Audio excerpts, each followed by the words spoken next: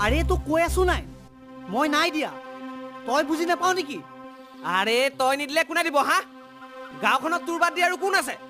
কেলা ঘৰ হতু বিভীখন কুকুৰৰ পিতেক